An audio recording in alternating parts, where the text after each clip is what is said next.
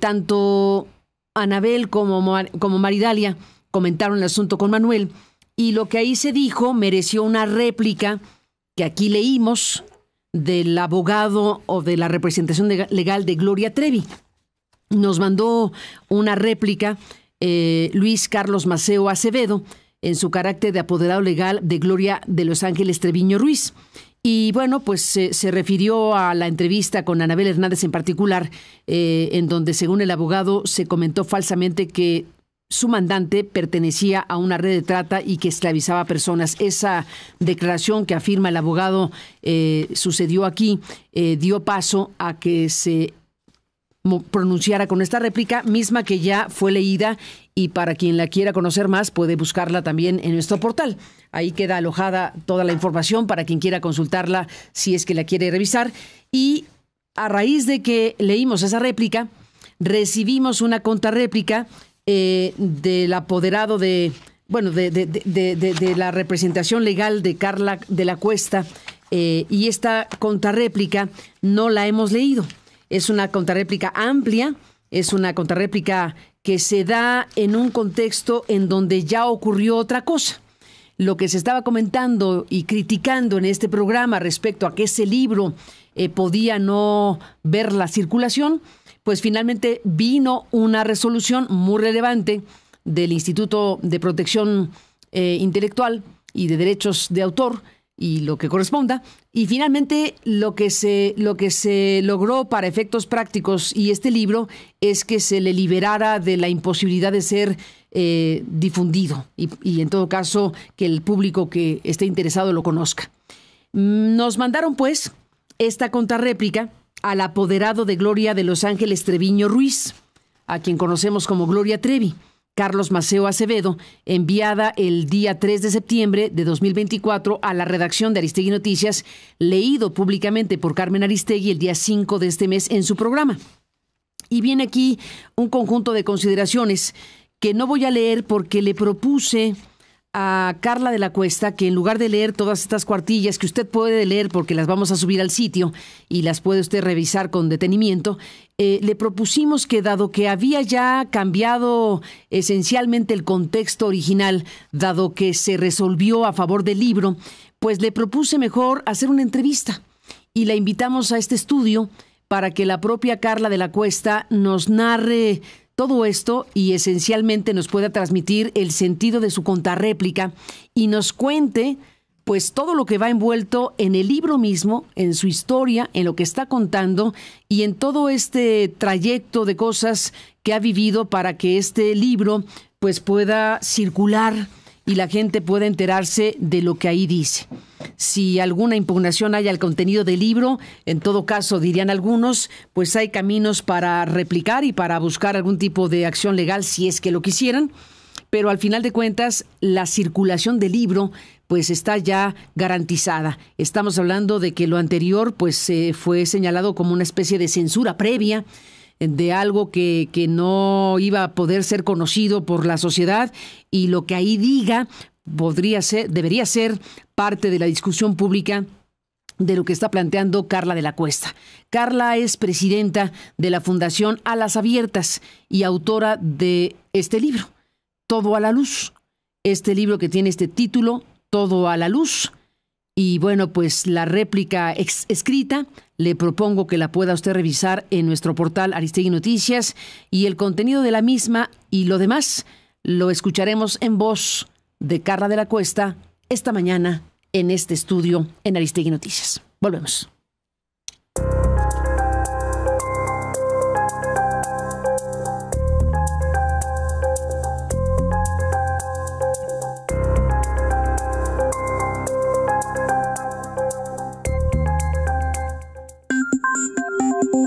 Buzón de voz. Saludos, equipo de Aristegui Noticias, nuestros defensores de la información. Concuerdo con algunos radioescuchas sobre su opinión de que algunos de sus especialistas mienten o tergiversan la verdad, solamente que no con los que ellos opinan. Por ejemplo, hace unos minutos acabo de escuchar a Vanessa Romero decir que el fundador de la Policía Federal está preso en Estados Unidos. Perdónenme, pero García Luna, porque no dijo su nombre, no es el fundador de la Policía Federal.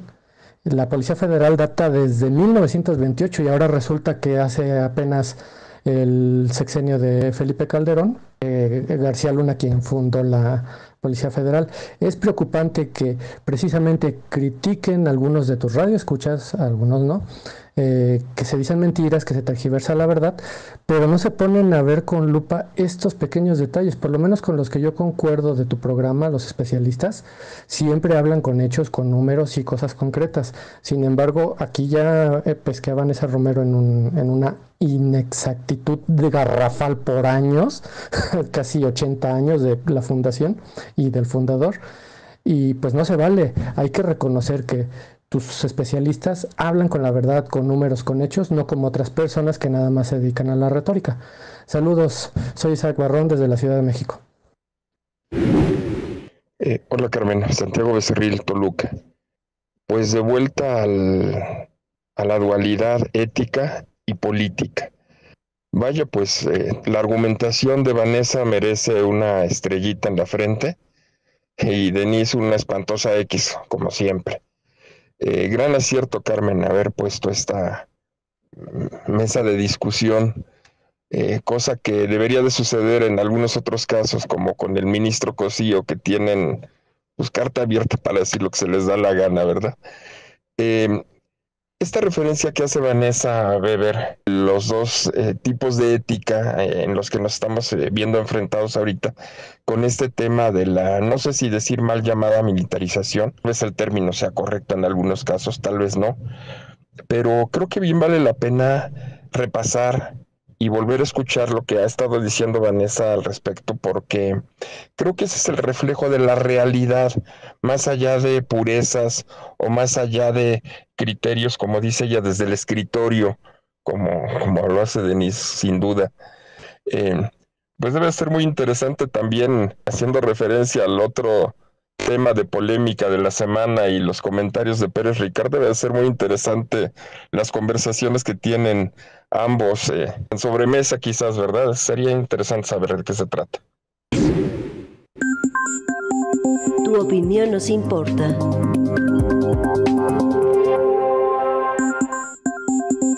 Buzón de voz. Envíanos un mensaje de voz por WhatsApp al 5548 82 88 22, 5548 82 88 22. Incluye tu nombre y lugar donde vives. Tu opinión nos importa.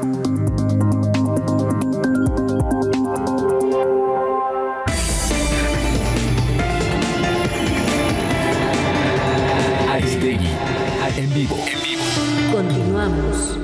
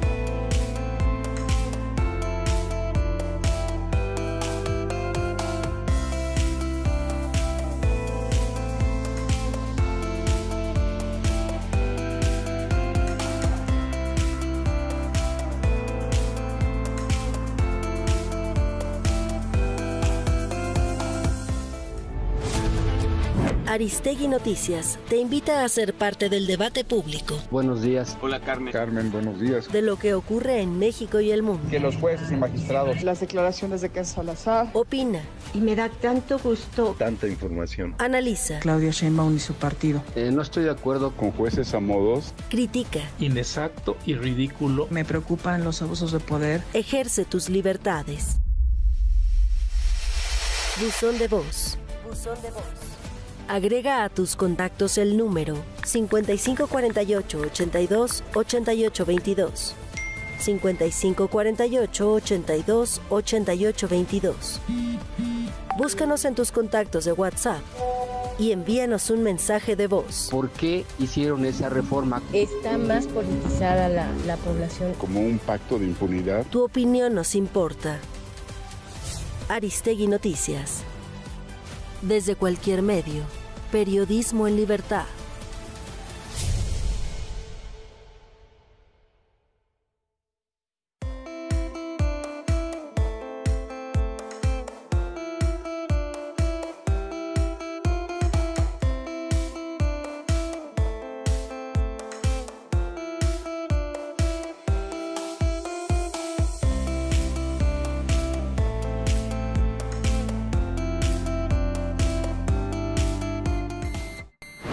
Ahora también estaremos en YouTube, Aristegui en vivo.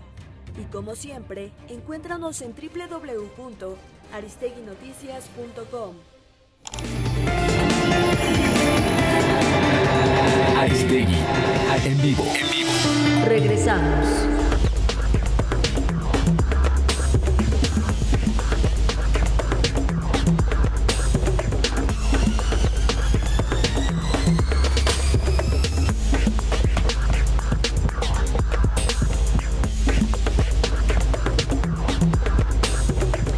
Estamos de regreso y bueno, pues como le anuncié, invitamos a Carla de la Cuesta. Le propusimos que en lugar de leer la réplica que nos hizo favor de enviar, contrarréplica a lo que nos envió el abogado de Gloria Trevi, pues le propusimos que estuviera aquí y la réplica desde luego está disponible. La réplica ya está disponible, la contrarréplica estará disponible para quien la quiera leer. Son varias cuartillas de una y de la otra. Y pues aceptó esta propuesta para que, en todo caso, esta contrarréplica de lo que dijo aquí, de lo que se leyó aquí de la exposición de Carlos Maceo Acevedo, el abogado de Gloria Trevi, pues se pueda contestar. Déjame, Carla de la Cuesta, bienvenida. Gracias por estar aquí esta mañana. Carmen, muchas gracias por recibirme. Al contrario, Carla, gracias por estar aquí. Carla, es la presidenta de la Fundación Alas Abiertas y autora del libro Todo a la Luz, del cual se habló en este programa y por lo cual se hizo esta réplica y la contrarréplica.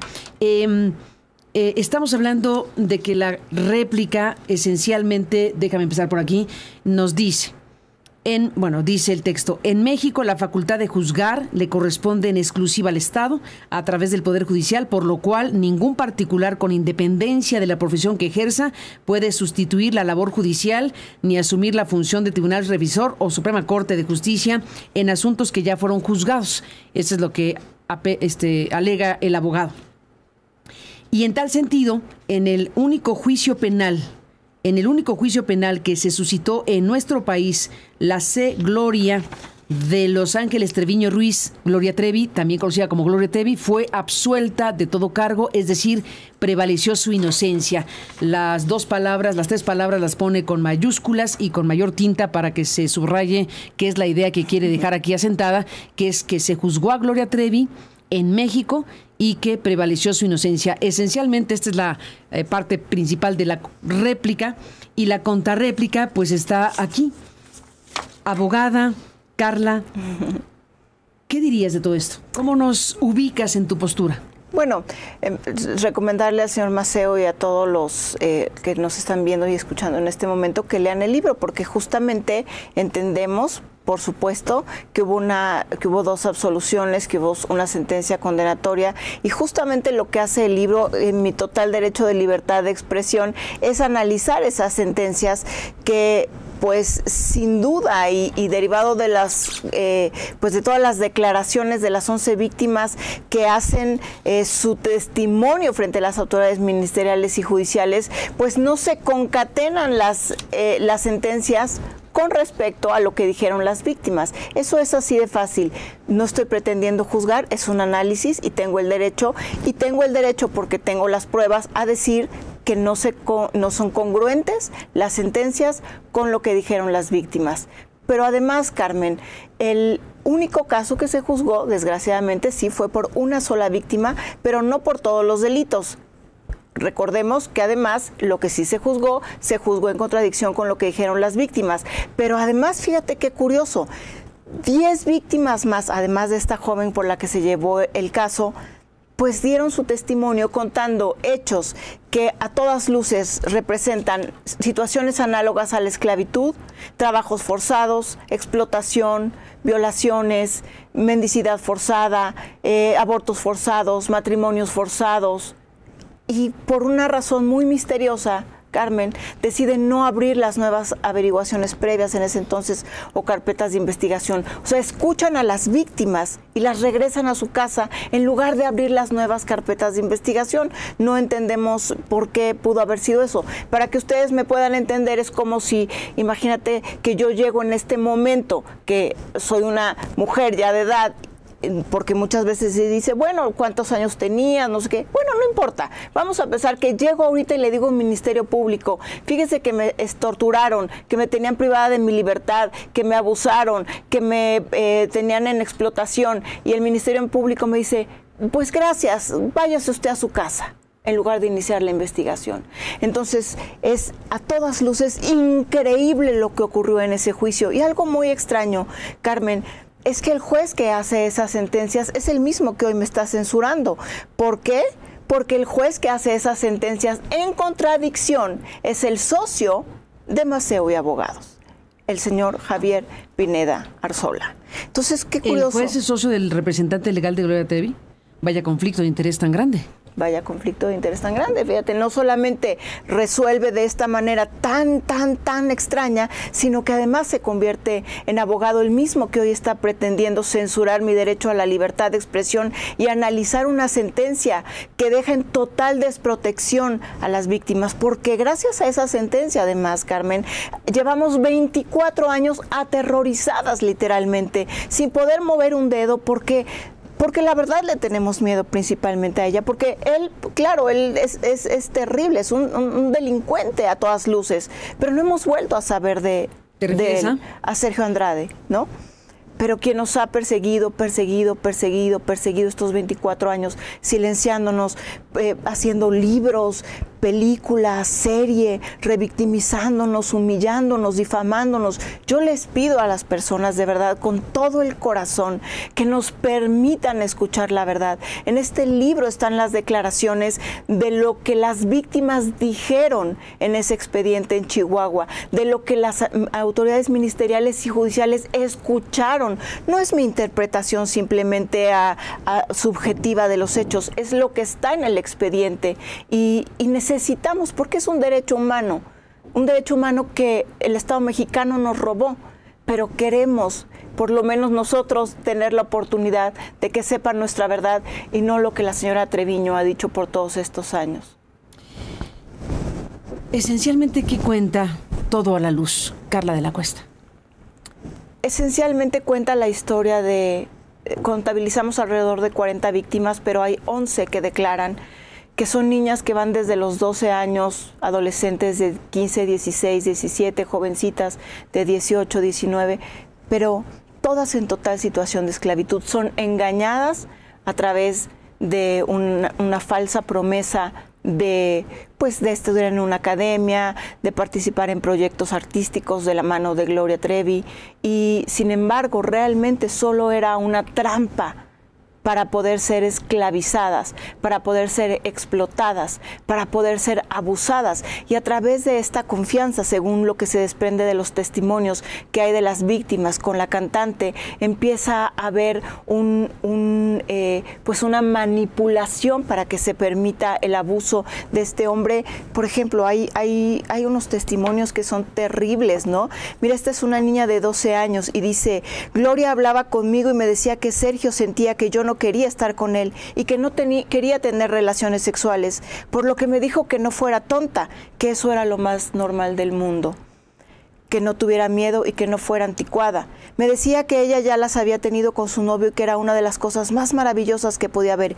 Incluso profundizaba en situaciones. Me decía que cuando yo tuviera mi primera relación sexual, al principio iba a tener algo de dolor, pero después me iba a enamorar como nunca lo había hecho. Esto se lo dijo Treviño Ruiz, de 26 años, a una niña de 12 años.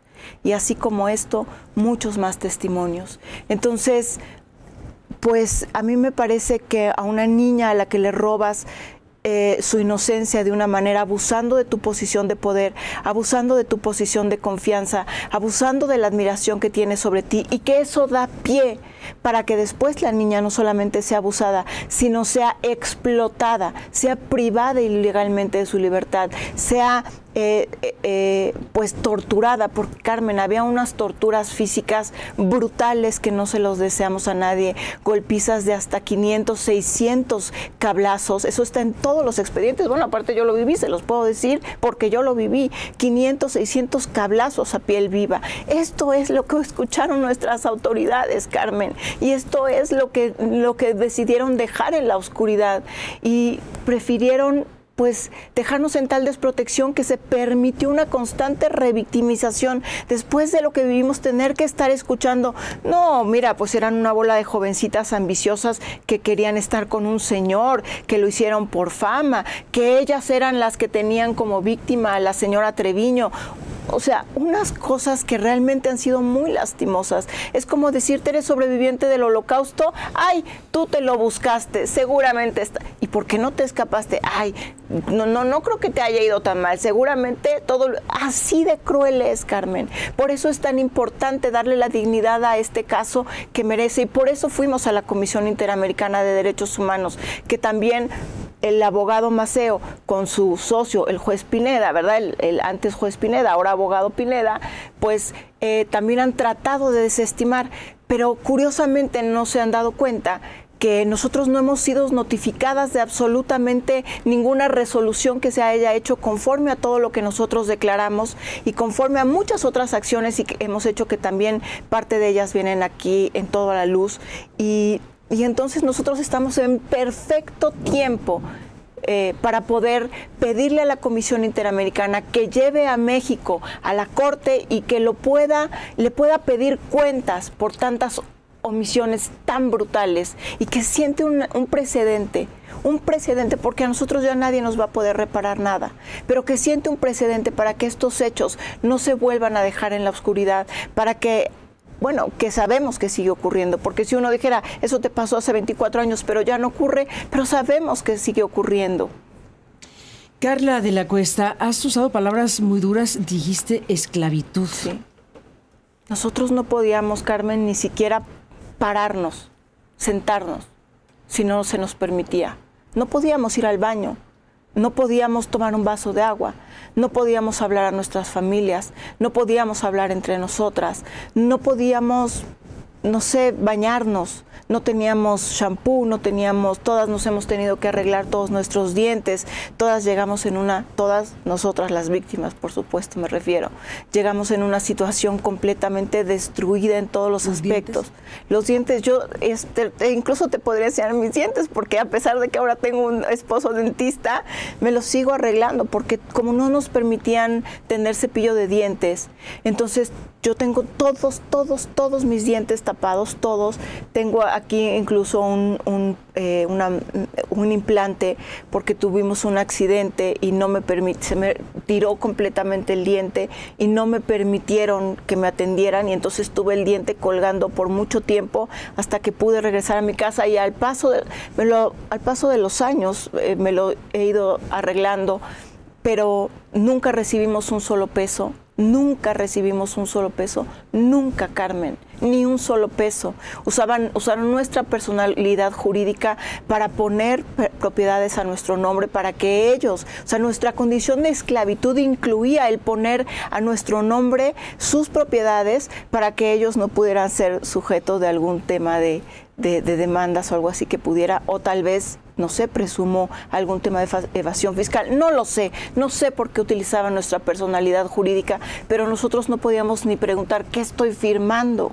Y como esto, abortos forzados, Carmen, matrimonios forzados, embarazos forzados, todas de verdad en una condición de brutal tortura, de golpes y golpes, nos daban de comer cosas hasta, imagínate, Carmen, en Brasil hubo un momento en donde nos daban pulmón, compraban pulmón en una, no sé, supongo que en un rastro, no sé, ahí solamente llegaban y nos ponían el pulmón hervido, dijeras cocinado, no, hervido, nos daban hígado y riñón hervido, nada más así en agua, nos daban cajas donde estaba basura revuelta de comida de lo que comían el Sergio y Gloria, y esa basura nos la daban de comer a nosotras, incluso a veces nos la hacían en un caldo, nos hacían de licuados de cáscara de huevo, imagínate, licuado de cáscara de huevo.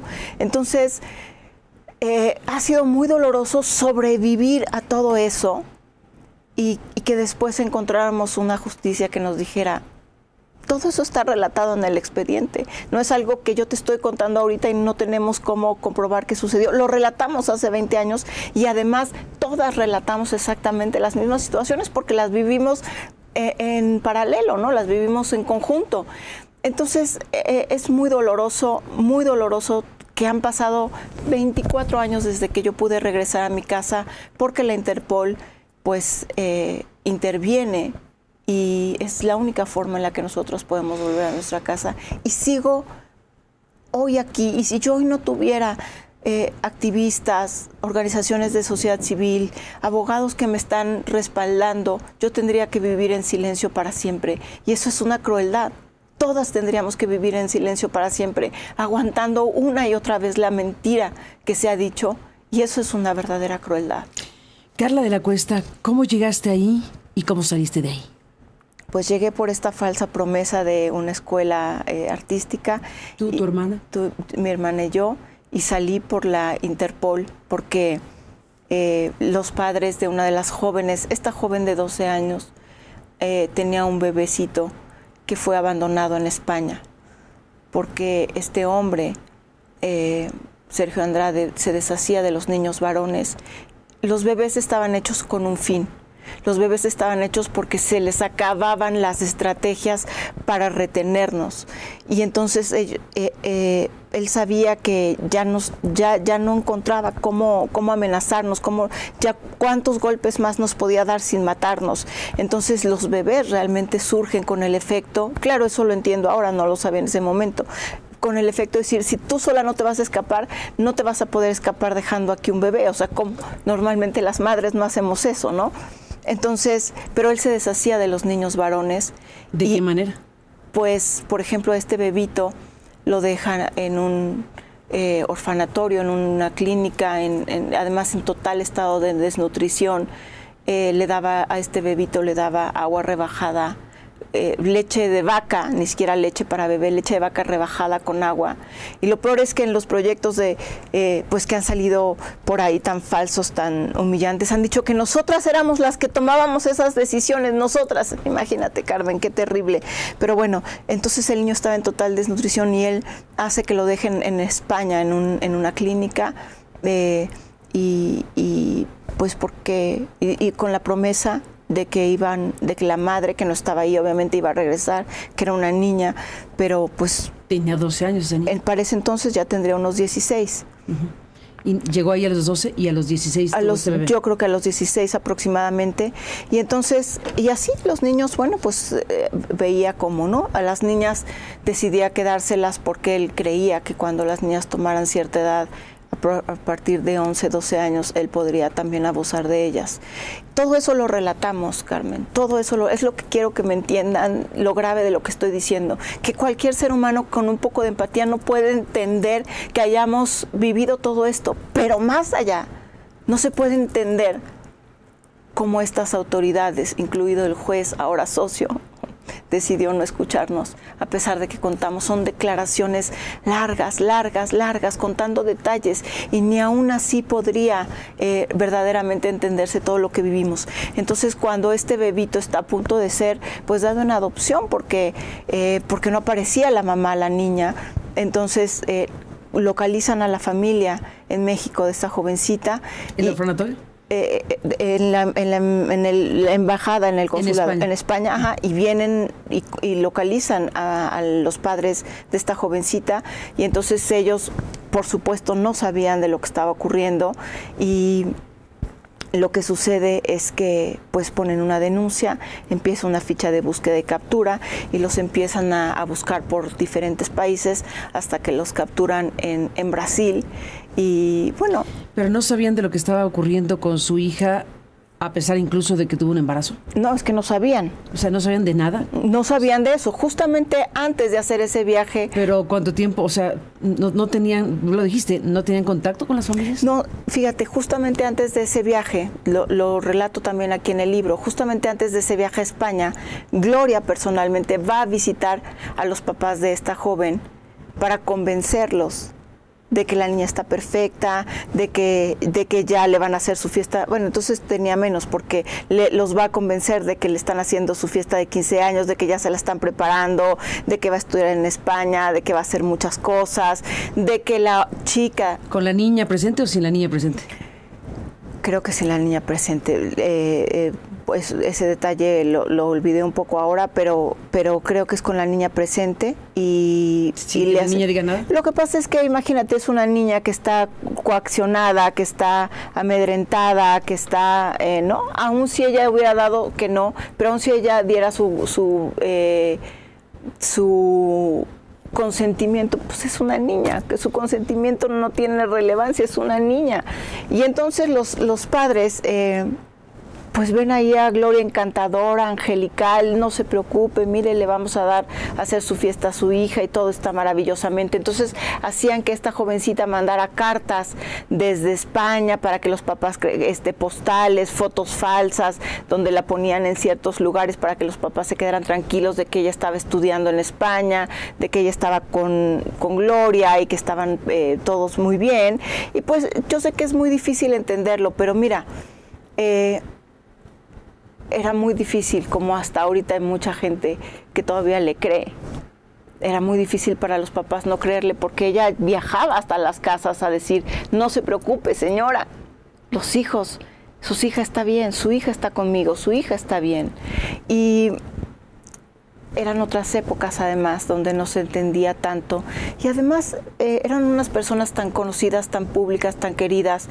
Yo luego les cuento un ejemplo de una entrevista que escuché del futbolista Rafa Márquez.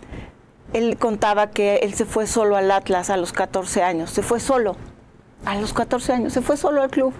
Pero fíjate la diferencia entre una promesa de irte a un club que sí te reclutó para lo que te quería y la promesa falsa de donde te reclutaron, pero con fines totalmente distintos para los que te habían reclutado, que es pues todo este tipo de delitos, porque claramente ese era el único fin para el que se le reclutaba a las víctimas, ¿no? ¿Qué pasó con Sergio Andrade? Bueno, pues a él también misteriosamente le dan tanto que alegan que las sentencias tan fantásticas que se dieron, pues imagínate, a él le dieron 7 años juntando todo su proceso de extradición, ¿no? O sea, nada más estuvo 7 años. Y además algo muy curioso, se ha hablado mucho de que él tuvo que dar una fianza de 1 millón de pesos a la víctima para poder salir, pero no me lo vas a creer, Carmen, pone una propiedad que se presume que en garantía, que se presume que es de un narcotraficante que está ahí adentro de la cárcel, pero jamás se puede ejecutar dicha garantía y así lo dejan ir a su casa. O sea, jamás se entrega una garantía, pero que jamás se puede hacer efectiva. Y aún así lo dejan ir a su casa. Y la víctima jamás recibe ninguna reparación que justamente podría recibir, pues no la recibió. Pero a la autoridad no le pareció importante, nada más con que diera ahí la garantía. Además le dan esta pequeña cantidad de años por una víctima y se les olvida que hay 11 más. Se les olvida que hay 10 más, además se les olvida que nosotras mismas estamos relatando de otros pequeñitos que nacieron en ese contexto que pudieran estar todavía en desprotección. Tampoco se les ocurre buscar a los niños. Una cosa que de verdad no se entiende. ¿Solo fue en Chihuahua este juicio? Solo fue en Chihuahua. ¿No hubo otra denuncia en ningún lado? Hubo una denuncia en el entonces Distrito Federal, en la Procuraduría de, pues, el conocido Samuel del Villar, digámoslo así, y fue algo también terrible porque hay 2 víctimas que denuncian y curiosamente pues no les hacen caso, se van al ejercicio de la no acción penal y no les hacen caso a las víctimas que están relatando con nombre y apellido, las víctimas que están en cautiverio todavía. Pero pues la Procuraduría en ese entonces decide hacerle caso a la señora Gloria Treviño y a la señora María Raquenel, que dijeron que las declaraciones de las víctimas eran temerarias, falaces e infundadas. Entonces, le hace caso a ellas, no le hace caso a las víctimas, permite que nosotros nos vayamos a 2 años más de tortura, porque no nos buscan.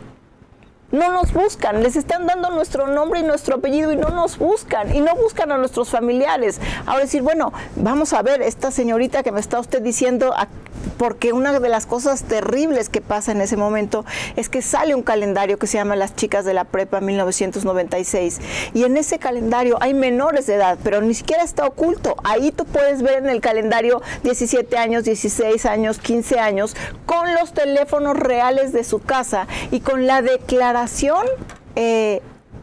ya clara de que se buscaba hacer una hotline con esas jovencitas. ¿Tú crees que nos buscaron? ¿Quién organizó eso? Pues, o sea, Sergio pretende, incluso se hacen las grabaciones, hacer una hotline con el calendario de estas niñas, que todavía varias son menores de edad. Se le avisa públicamente. Porque es una invitación pública. Es una invitación pública, el calendario ahí está, tú puedes ver, y además está en el expediente, pero aparte tú lo puedes ver ahí, las niñas, de hecho una de la jovencita que te menciono, que fue por la que se hizo el juicio, está ahí en ese, de hecho dice creo que 16 años, pero tendría 14 años en realidad, y están ahí en traje de baño, se le informa que se pretende hacer una hotline, se le informa que se pretende, que están en esclavitud, que están en abusos, y no nos buscan, Carmen, ni buscan a nuestras familias. Es un reclamo al Estado mexicano en su conjunto el que ustedes han planteado, o tú misma, o no sé cuántas personas, ante la Comisión Interamericana. Más de 10 víctimas. 10 víctimas le están diciendo a la CID, nosotras versus el Estado mexicano por denegación de justicia. ¿Cuál es el concepto legal? Exactamente. Primero tenemos que entregar... estamos entregando toda la documentación porque no queremos esperar a que la comisión se la solicite a México y se tarde 10 años en entregarla, sí, ¿verdad? Tardan. Entonces nosotros estamos entregando la documentación y por supuesto lo que se espera es poder ir a la Corte para poder pedirle al Estado mexicano cuentas por estos, y que en su momento, por supuesto, no solamente se haga responsable y pueda dar un posicionamiento público donde reconozca lo que hizo, las omisiones que tuvo en ese caso, sino que además pueda reabrir las carpetas, pueda reabrir los casos, porque la esclavitud es un delito de lesa humanidad que no prescribe. Hay otros delitos que todavía se pueden, como la privación ilegal de la libertad, pero sobre todo el reconocimiento público. Me tengo que ir porque se acabó el tiempo, pero te aprecio mucho, Carla de la Cuesta, que estés aquí, presidente de la Fundación Alas Abiertas y autora del libro Todo a la Luz. Déjame cerrar rápidamente. 2 cosas brevísimas. ¿En qué quedó el INPI y el libro? El INPI, bueno, el INPI ha determinado pues que no puede, por supuesto, de ninguna manera ejercer censura previa, está prohibido, eso es una locura. Entonces, el libro ya circula. El libro nunca dejó de circular, el libro de hecho está por su segunda edición a menos de un mes, entonces yo creo que la gente tiene ganas de conocer la verdad, ¿no? Dime una cosa para cerrar. Gloria Trevi, para quienes creen la versión de Gloria Trevi, para quienes no creen la tuya o viceversa, porque hay de todo tipo de posturas al respecto. Gloria Trevi, ¿para ti es victimaria? Bueno, para mí, no es para mí, yo creo que hay 11 víctimas, no es mi historia, es la historia de 11 víctimas. Yo creo que los mexicanos tienen derecho a conocer la información y conozcan ustedes la información y saquen sus propias conclusiones. Yo creo que si hay una mujer en posición de autoridad, jerarquía y confianza diciéndole a una niña de 12 años que se deje abusar por un hombre que le lleva 27 años, pues curiosamente. Además, todos estos castigos que te relato los vivíamos nosotras, jamás vimos que los haya vivido ella. Entonces, pues no puedo determinar una calidad jurídica, pero sí puedo decirte que hay 11 personas más, porque hay otros testimonios públicos que pensamos completamente distinto a la versión que ella quiere dar, ¿no? Pues Carla de la Cuesta, gracias por estar aquí. Seguiremos hablando, si me lo permites, pero por lo pronto está circulando este libro que, bueno, se ha convertido en esta referencia obligada desde luego hacia afuera y en este programa por lo que aquí hemos comentado. Así que gracias por estar aquí y el libro circulando Todo a la Luz de Grijalvo. Es correcto. Gracias, Carla, por estar aquí. Gracias, Carmen, muy Gracias amable. por estar aquí, por contarnos esta historia.